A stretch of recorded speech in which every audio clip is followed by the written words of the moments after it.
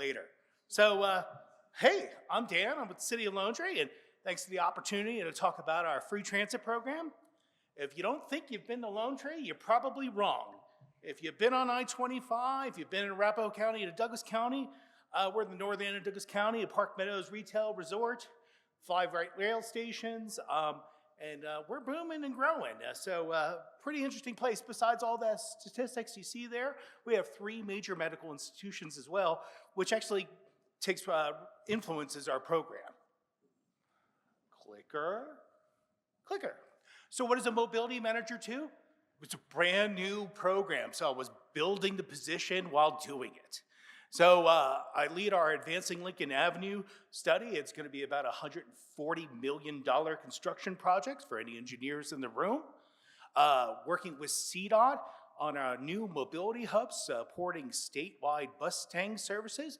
Also, that goes to bid this fall. You might want to take a note of that. And also, hey, Link on Demand. You know, I could tell you that, wow, I started this program from scratch.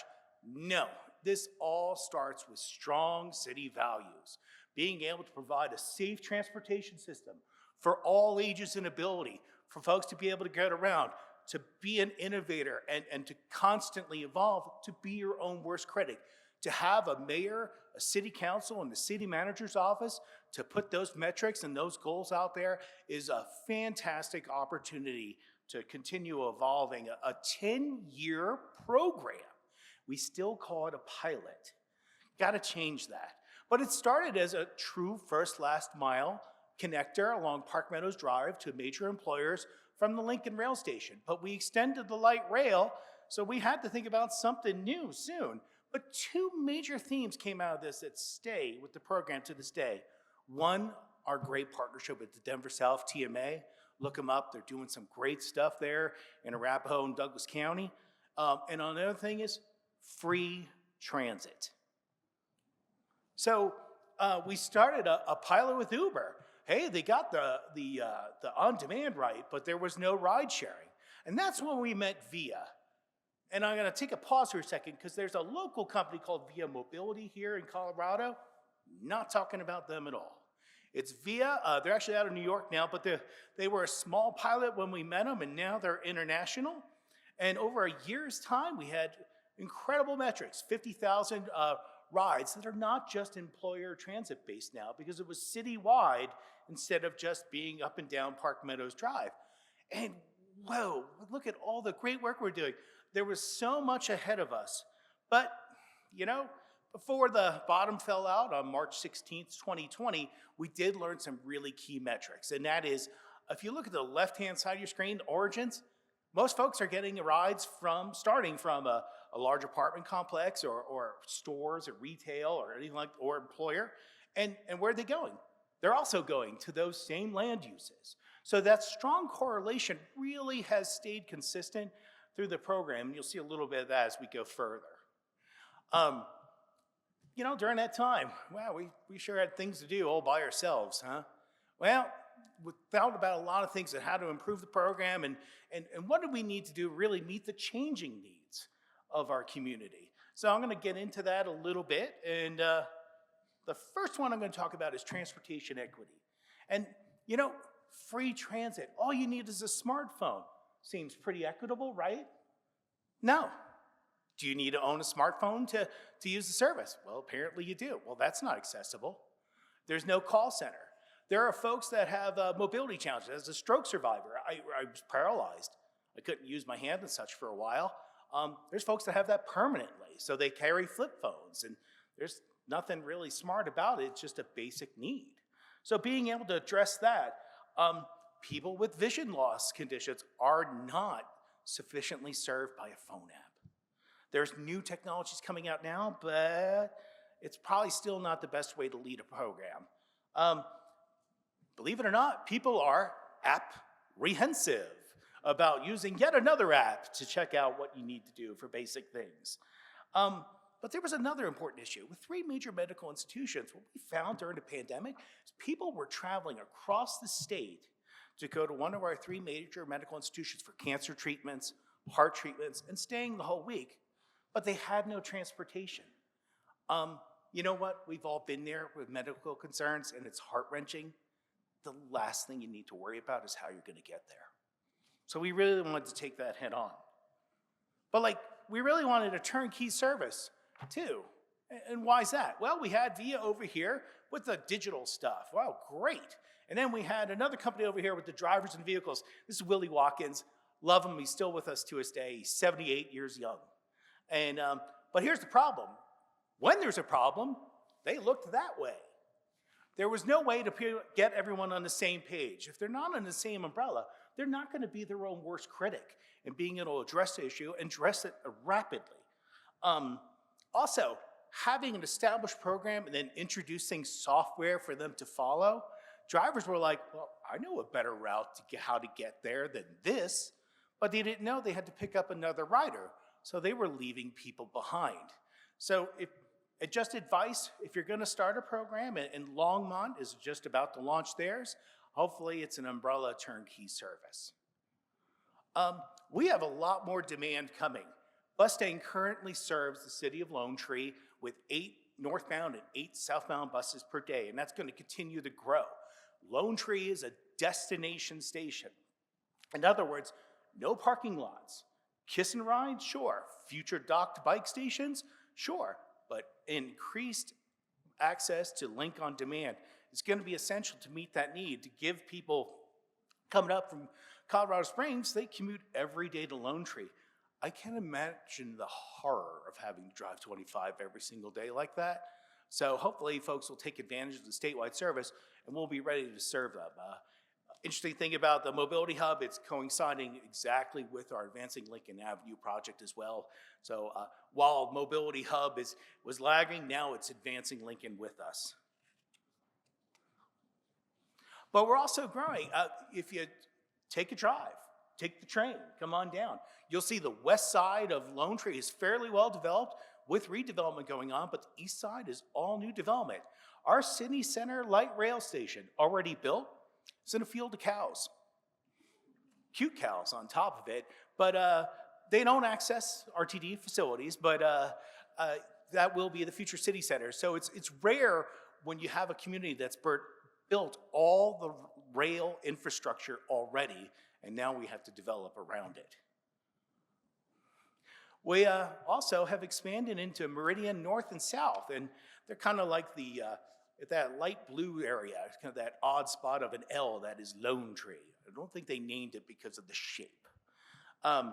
We wanted to expand there because, frankly, we have a lot of residents that have jobs in Meridian, but at the same time, there are folks in Meridian that don't have access to a grocery store, major medical institution, major employment, and of course, hey, we got to get that tax revenue in and let people keep shopping at the Park Meadows Retail Resort. So it was really advantageous to us to spread that service wider.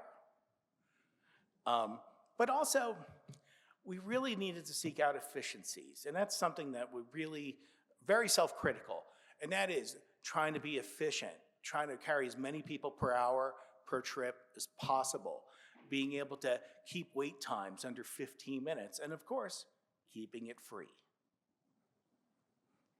Ta-da, VIA won. VIA stayed the course, and we had only 3 applicants, and we were very fortunate that they joined us, and within 6 months, they were ready to take over the new service. We did a lot of internal work as well with branding this program differently with the look, but also emphasizing the free, which we didn't think we emphasized enough. When people go and they access a ride, they always think they have to pay for it. They're dumbfounded when it's free. So that metric, we're just going to continue to provide. Best thing, VIA, they're professionals. Vehicles break down. It's not a matter of if, it's only when. And it's what you do when that happens that makes or breaks a great provider. And VIA has a fantastic plan, and usually within 30 minutes, we're up and running with additional vehicle. We have a fleet now up to 4 vehicles with a 5th as a backup. They're all hybrids. We have not gone full electric yet, but being able to have that maintenance plan and keep it going is really helpful, as is trying to solve problems in real time. So we had a call center for folks that don't have a smartphone or just don't want to use an app. They're out there. But it also helps having that team support, like an extension of staff, because frankly, it helps answer questions immediately. Some folks don't understand that. We'll say like, hey, we'll be there in 10 minutes. Just meet us around the corner. And there's the map right on your phone. But some folks are like, well, why do I need to walk there? Well, don't you know, I'm 90 years young. And it's like, well, okay, just when they call in the call center, just hit the WAV, wheelchair accessible vehicle, and we'll go door to door for you and pick you up. A lot of times it just takes if you can respond quickly, you can resolve all questions and concerns that quickly as well. And that means I'm able to monitor the program in real time. Each vehicle has trackers on it. Found trip vehicle somehow got a toll violation on 470. Why were they there? Got the data. So we're able to keep an eye on that. And so when I turn my computer on, I have it running and the service starts, on that left-hand column, you could just see successful pickup, successful drop-off, making a request. When you see ride canceled, or unable to pick up rider, and those kinds of messages, time to call VIA and see what's going on. But we can take care of it and take care of it quick. And VIA is taking care of it quick. So had 6 months off of service until October 2020 and rebooted just at half capacity, one vehicle. And we built up, and I don't see, if you can see, February 2023 is when VIA took over the full turnkey services. And we really started to run, but we also had some good metrics. But get this, winter, you're not gonna be as efficient. Anyone can tell me why? Snow, it's weather, anything like that impacts how you can. If it impacts you driving, it impacts transit as well. But since VIA has taken it over, they're just simply crushing it. And then I'm excited to talk about, that the expansion of Meridian is working really well too. And we're getting into monthly ridership numbers we haven't seen since 2019. Oh, thank you. One more time, come on. So, what does that mean? This is a high-level look at the program, and that is, hey, we're meeting demand. And meeting demand means every time that someone says, I need a ride, we offer them a proposal. They may not accept it. The rejection's hard. But they may request it outside of service areas, service hours, and, well, sorry about that, but it's a good metric to watch. Seat unavailable. That's an important one for programming. That means we don't have capacity on the vehicles to give people a ride, and we're turning people away, which is the worst thing you can do in transit. So let's break this down a little further. Lots of colors. Starting on the left, completed rides means they accepted that proposal, and they've been on their trip and they had a successful journey. The unaccepted proposal, the rejections. I hear reasons why have been, I wasn't ready for it to be here in 2 minutes. My hair was still wet. While I cannot identify with people having hair that wet being an issue, I can have empathy for folks that have the burden of a full head of hair. So my empathy to you all. The out of service hours, that could track us. We may want to extend our hours accordingly. Canceled, hey, if they cancel it immediately, it doesn't affect the efficiency of the program because it's still in the digital ether. Drivers haven't been assigned to go pick up the rider yet. But when it gets, other error, computer glitch, but when it gets to no-show, that sucks because we tell drivers to wait 2 minutes to pick up that rider. If you don't show, that means we're 2 minutes late for the next person and so on and so on. By the end of the day, you could be running an hour behind if everyone's that selfish. Utilization rate means how many trips are you making per hour across the city? And we like to be at a metric of 5. RTD has a metric of 3. We had, through 2023, we were over 5.0% utilization rate, which is good. Starting the new program and expanding, it's a matter of being able to provide additional capacity while not too much capacity that reduces your efficiency. So it's a real balance, but we kept it around 4.6, 4.7, and continues to work well.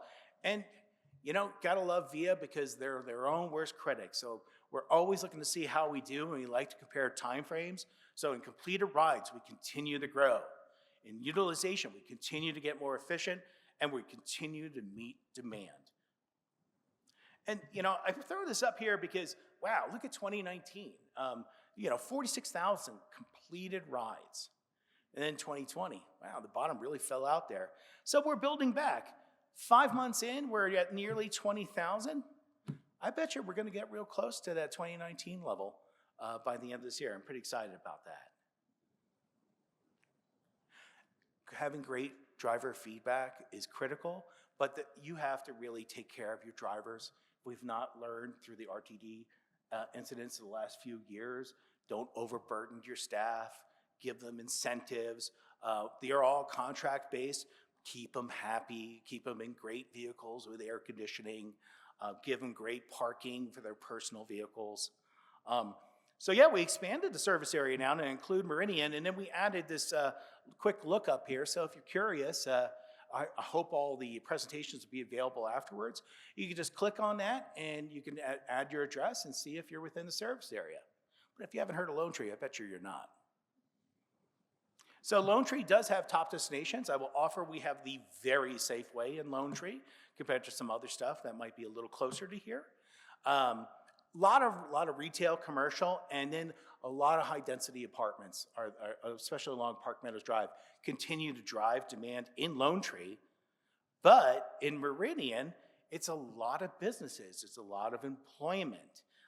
And so it's an interesting dynamic to kind of capture all that. Because Meridian South is heavily residential with a rehab center and a few odd shops. And on the north side, it's very business park, but they've introduced hotels, and now they're introducing residency as well. So we're helping them, and they're helping us because they're spending their money in Lone Tree. So what's next for us? It's time for a survey. Downloading the app, it's free, but we don't ask for demographics. You want to know why?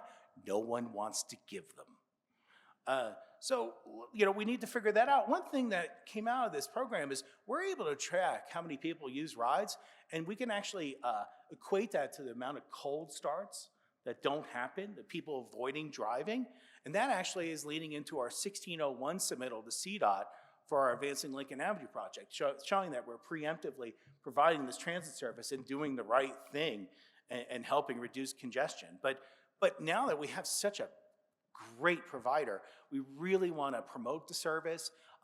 We're actually adding transit stops with signs and QR codes, and it's advertising, but it's also just to orient the rider and the driver to the same location, because we are suburbia a bit. We still have kind of some big parking lots out there. Thank you so much for this opportunity to talk about Link, but I'm not leaving the room, and I'm telling you why. Ken, I got this for you.